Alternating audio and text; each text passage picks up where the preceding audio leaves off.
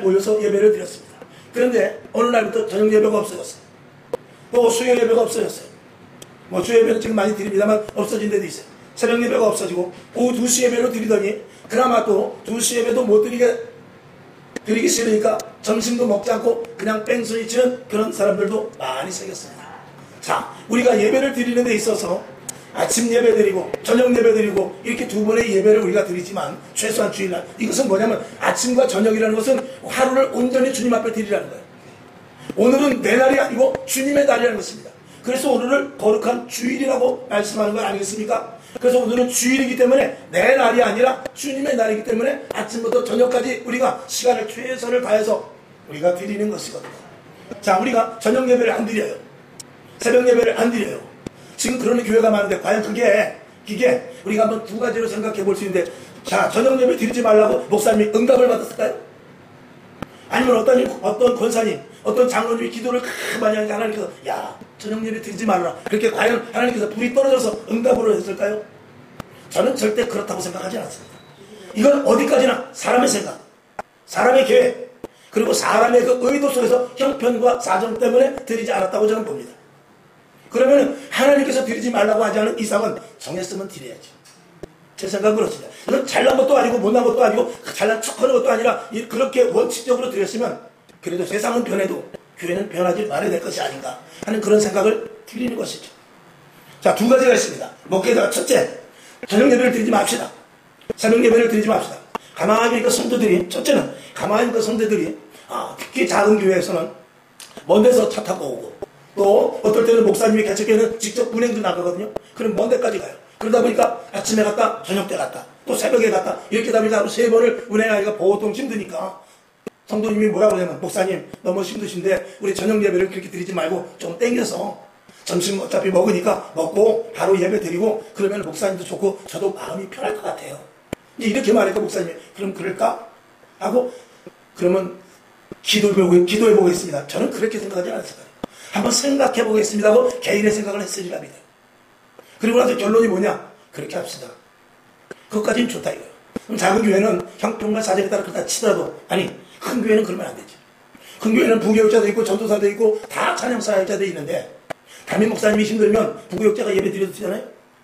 전도사가 해도 되잖아요. 그리고 장로님들 가운데 능력 받으신 장로님들 권사님들 있잖아요. 돌아가면서 얼마든지 할 수 있습니다. 똑같이 찬양 예배를 드린다 할 때도 할 수 있거든요. 왜 예배를 그렇게 잘라먹냐 이거죠. 만약에 2시 예배를 드려야 되겠다면 저녁 예배를 드리고 2시 예배를 또 드려야지. 또 드려야지. 하나님 예배 시간 더 하겠습니다. 더 하겠습니다. 그건 굳이 기도하거나 응답받을 필요도 없이 해도 돼요. 그러나 예배를 드리지 않는 그런 모습 속에서 성도들이 너무나 힘들어하고 종일 나가서 일하고 왔는데 또 저녁 예배까지 드리는 건 전부리다, 월요일날 힘들다, 그렇게 말할 수 있을 것입니다. 그런데 어느 날부터 이 대한민국에 주 5일제가 돼가지고 이제는 토요일도 쉬어요. 그럼 목회자들은 어떤 생각을 하냐? 야, 토요일까지 쉬니까 이제는 주일날 예배를 더 늘려서 교회 안에서 완전히 올인할 수 있겠구나, 그렇게 생각했는데 오산이 돼버렸어요. 금요일날 밤부터 해외여행을 가지고 주일 저녁 때 들어오는 거죠. 옛날에 토요일까지 일할 때는 반공일 쉬고 그럴 때는 겨우 나가서 1박 2일 오더니 이제는 토요일 쉬니까 2박 3일을 나갔다 오는 거예요. 그러니까 교회가 점점 더 감당이 안 되는 거죠. 그러니까 모든 형편과 사정, 하나님께서는 예를 들어서 국가의 시책으로 주 5일 근무를 했다 할지라도 우리는 하나님께서 대한민국 교회를 살려주시려고 교회에 헌신하고 봉사하고 전도하고 그리고 더 소그룹 모임을 가지라고 이렇게 한 모양이다, 이렇게 생각하면서 교회에서도 모이기를 애쓸 줄 알고 토요일날 그때 딴 데 가지 말고 푹 쉬십시오 이럴 줄 알았는데 이게 역효과가 나는 거죠. 오히려 토요일날 일하는 것도 더 힘들게 노니까 밤 12시 새벽 3시가 되도록 노니까 주일날 더 힘들어버리는 거예요. 이런 일들이 나죠. 그 다음에 두 번째로는, 자, 성도들의 편의를 위해서 저녁 예배를 드렸어요. 그 다음에 두 번째는 뭐냐면 성도들의 편의를 빙자해서 목사님도 할 만하거든, 저녁 때 쉬니까 좋거든. 저도 마찬가지입니다. 이 저녁에 집에 가서 TV 보고 있으면 얼마나 좋아요. 목사니까 그래도 함부로 트로트는 못 보고 기독교 방송이나 보면서 있어야지, 이렇게 스스로 아뢰를 삼을 수도 있어요. 그러면서 결국은 성도들도 좋고 목사도 좋고 그러니까 저녁 예배를 없애다 하는 이 두 가지가 아주 조화롭게 믹스가 되는데, 그 믹서기를 누가 돌리느냐? 마귀가 돌리고 있는 거죠.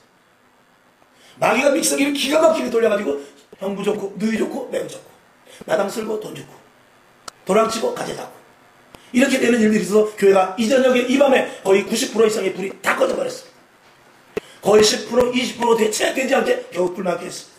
우리는 그것이 자랑이 아니라 영적으로 우리가 눈을 떠 있다면 마귀와 사탄과 세상이 얼마만큼 강력하게 지금 침범하고 있는데, 사단이 세력을 늘려가고 있는데, 마귀가 우는 사자와 같이 믿는 자를 두루 삭히려 하고 있는데, 우리가 세상 말로 자빠져서 TV만 보고 있어야 될 수 있느냐 이거죠. 그거는 우리가 그냥 육신적으로 생각할 때 하나님 힘드니까 내일 월요일을 위해서 좀 쉬는 게 낫지요. 이렇게 육신적으로 생각할 수 있지만, 그러면 우리가 월요일을 위해서 주일을 쉬는 거예요? 우리는 주일을 위해서 일주일을 사는 거 아니에요? 그렇지 않습니까? 월요일 힘든 것 때문에 주일 예배를 쓴다. 그건 거꾸로 된 거 아니야 이 말이죠. 주일의 모든 일, 주중의 모든 일들이 다 어디로 집약되는 거냐면 주일날을 위해서 사는 겁니다. 그러면. 근데 그게 거꾸로 돼가지고 주일날 좀 편해야 일주일 동안 열심히 일할 수 있다. 이건 잘못된 거란 말이에요. 이게 마귀의 장난이지 절대로 성령 인도하시면 아닐 거라 이 말이죠. 저는 감히 그런 생각을 해봐요. 이 저녁 예배 회복되지 않으면 안 된다. 대한민국 교회는 끝없는 추락을 할 것이다. 점점 교회는 문 닫아질 것이고, 교인 수는 점점 줄어들 것이고, 지금 젊은이들의 기독교인 수가 몇 명이냐? 3%입니다. 많은데 좀 지역이 좀 괜찮은데 5%. 지금 대한민국의 기독교인 숫자가 10한 2%밖에 되질 않아요. 25%까지 육박했어요. 그래서 1000만 명이 넘어갔었거든요. 지금 600만 명이면 대한민국 국민이 5천만 명이라고 쳐도 12% 정도밖에 안 돼요. 10% 12%. 그러면 지나가는 사람 10명 지나가면 9명에서 8명은 교회 안 다니는 사람이에요. 그렇게 교회 안 다니는 사람이 많은 거예요.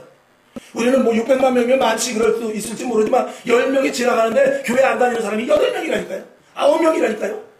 이게 어마어마한 숫자 아닙니까? 교회 안 다니는 사람이. 그런 데다가 청년의 수는 3%에서 5%예요. 100명이 지나가면 거기 교회 다니는 사람 3명밖에 없어요. 97명이 교회를 다니잖아요. 젊은이가. 그래서 우리 자식들도 있잖아요. 어떻게 할 거예요? 어떻게? 교회에서 무슨 특단의 조치를 써야 될 거 아니에요? 이런 것들에 대해서 저와 여러분이 더 깊이 고민하시기를 바랍니다.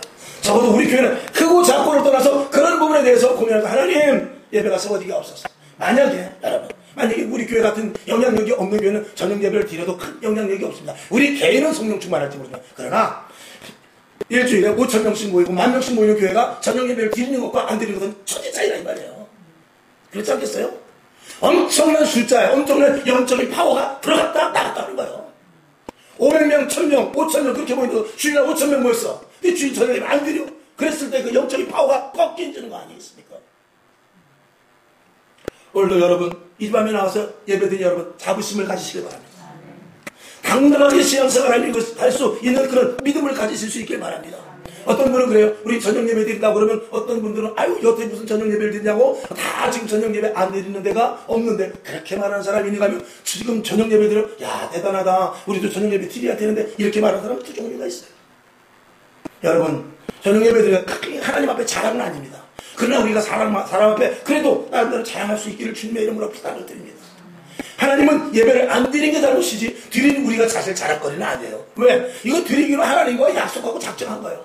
그리고 하나님께서 오늘부터 어느 날부터 너희 교회는 저녁 예배 드리지 말아라 이렇게 응답한 교회는 내가 볼 땐 없습니다. 그렇다면 드려야지. 전쟁이라도 드려야 되고. 오늘 사도행전을 하면서 저는 이렇게 사도행전을 쭉 보면서, 야 사도행전 교회가 기적이 나타나고 표적이 일어나고 꿈을 꾸고 환상을 보고 은사가 나타나고 세상 사람들이 두려워하고 교회에 대해서 이질감을 거는 것이 아니라 교회 가고 싶어하는 그런 모습들을 보면서, 지금 이 시대의 교회가 왜 이렇게 다른가? 제일 먼저 어디서부터 빵꾸가 났냐? 모이기를 패하는 데서 빵꾸가 난 거예요. 교회는 모든 단체가 그래요. 모이는 데서 힘이 생기는 거예요. 자꾸 모임이 흐트러지면 그 단체는 힘은 저절로 없어지는 거예요. 어쨌거나 많이 모여야 힘이 되는 것입니다. 여러분 남편 여러분 아니고 또 교회 가냐고 그럴 때 또 교회 갈 때 그때 힘이 생기는 거예요. 그래야 교회에 대한 그 어떤 입지가 바로 서게 되는 것입니다.